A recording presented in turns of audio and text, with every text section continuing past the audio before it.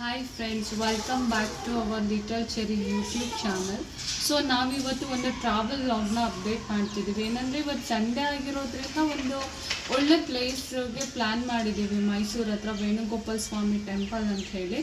So ಬನ್ನಿ ನೀವು ನಮ್ಮ ಜೊತೆ ನೋಡೋರಂತೆ ಅದು ಹೆಂಗಿದೆ ಏನು ಅಂತ. ಸೊ ಅದಕ್ಕಿಂತ ಮುಂಚೆ ನೀವೇನು ಮಾಡಬೇಕಂದ್ರೆ ನಮ್ಮ ಯೂಟ್ಯೂಬ್ ಚಾನಲ್ನ ಲೈಕ್ ಮಾಡಿ, ಸಬ್ಸ್ಕ್ರೈಬ್ ಮಾಡಿ, ನಮಗೆ ಸಪೋರ್ಟ್ ಮಾಡಿ. ಆ್ಯಂಡ್ ವೀಡಿಯೋನ ಸ್ಕಿಪ್ ಮಾಡದೆ ಕೊನೆ ತನಕ ನೋಡಿ.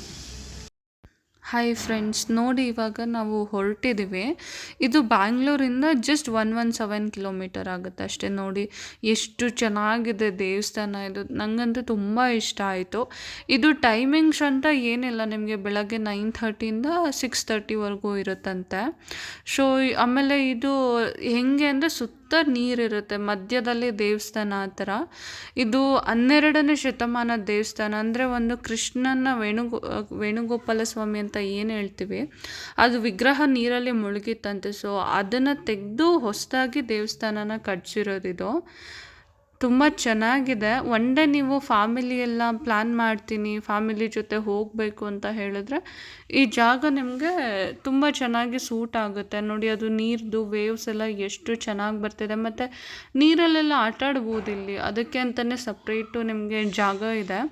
ಅಲ್ಲಿ ಮಕ್ಕಳು ಜೊತೆ ಟೈಮ್ ಸ್ಪೆಂಡ್ ಮಾಡ್ಬೋದು. ನೀವು ಸನ್ಸೆಟ್ ಟೈಮಲ್ಲಿ ಹೋದರೆ ತುಂಬ ಒಳ್ಳೆ ಎಕ್ಸ್ಪೀರಿಯನ್ಸ್ ಆಗುತ್ತೆ ನಿಮಗೆ. ಮತ್ತು ಇದು ನೀರು ನೋಡಿ ಎಷ್ಟು ಚೆನ್ನಾಗಿ ವೇವ್ಸ್ ಬರ್ತಿದೆ. ತುಂಬ ಅಂದರೆ ನಿಮಗೆ ಜಸ್ಟ್ ಒಂದು 2.5 hours ಸಾಕು ಜರ್ನಿ. ಇಲ್ಲಿಂದ ಶ್ರೀರಂಗಪಟ್ಟಣ ಕಡೆಯಿಂದ ಹೋದರೆ ನಿಮಗೆ ತುಂಬ ಹತ್ರ ಆಗುತ್ತೆ. ಸೊ ನೀವು ಫ್ಯಾಮಿಲಿ ಎಲ್ಲ ಟೈಮ್ ಸ್ಪೆಂಡ್ ಮಾಡೋಕ್ಕೆ ಇದು ಒಂದು ಒಳ್ಳೆ ಜಾಗ ಅಂತ ನಾನು ಅಂದ್ಕೊಂಡಿದ್ದೀನಿ.